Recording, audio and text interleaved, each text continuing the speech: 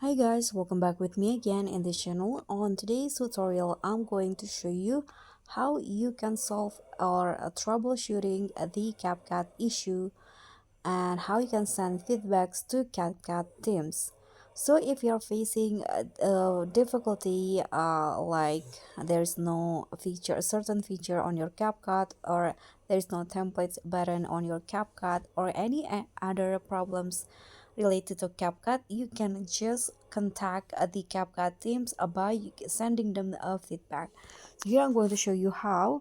Open your CapCut apps on your phone and then go to the settings icon, click on the gear icon at the top, and there will be this feedback option. Tap on that, and here you can see the options. What issue are you experiencing? There are lots of category like basic video editing, overlay, CapCut rewards, or maybe exporting video and others. So here, if you cannot find the category in this list, you can just give feedback directly to the CapCut team.